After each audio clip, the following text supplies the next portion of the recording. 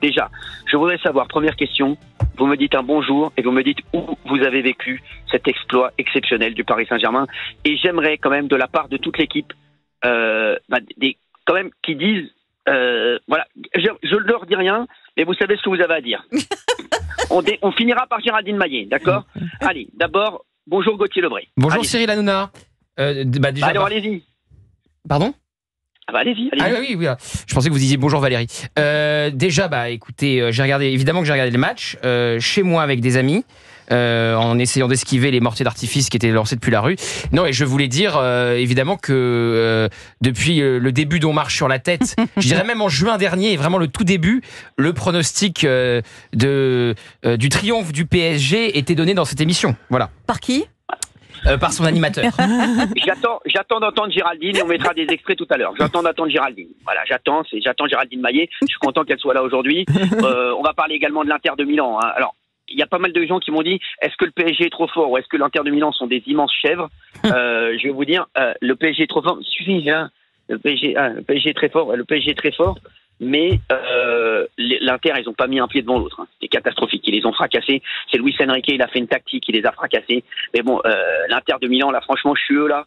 Bon, après, j'adore Benjamin Pavard, moi, donc le problème, c'est ça.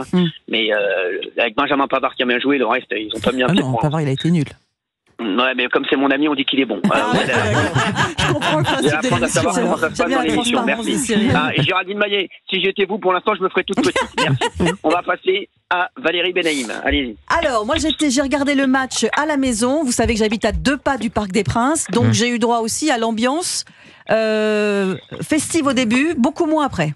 Et évidemment, je rappellerai qu'il y a à peu près 1 an maintenant de cela, un certain Cyril Hanouna avait pronostiqué le triomphe. Quand Kylian Mbappé a quitté le Paris Saint-Germain, j'ai dit un truc. C'est tout. J'ai dit un truc.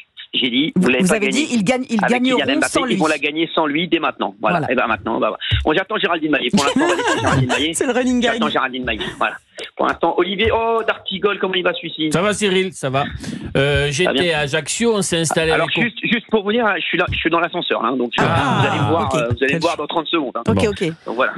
J'ai vu le match depuis Ajaccio, on s'y était installé le matin même avec Coco, on avait un couple d'amis et d'autres personnes se sont arrivées qu'on connaissait pas, mais on a fait match commun et l'une d'entre elles s'appelait Doumé, donc on va voir comment ça se passe. Ah ouais, très drôle. Très drôle, c'est très sympa. Non. Alors, et donc, alors Et la phrase sur les pronostics il n'y a rien à dire. de la personne. Cyril avait fait un pronostic sur ce match? Je plaisante. Depuis 1 an. Oui, mais ça a fluctué, non? Il a tenu. Il a tenu. Bravo, il fluctue un peu, mais pas là-dessus. Bravo, et notamment sur son soutien au président et à l'entraîneur. C'était important tout au long de l'année. Et à l'effectif aussi. Un soutien indéfectible. J'ai jamais fluctué. Il n'a jamais fluctué, dit-il. Non, jamais. Non. Non, jamais fluctué. Bon, par contre, je vous explique. Alors, les ascenseurs à Europe 1, j'ai mis moins de temps à faire Roissy-Charles de Gaulle d'Europe 1 que de rez-de-chaussée 3e étage. Mon frère. C'est un truc de ouf. Hein. C'est tellement vrai.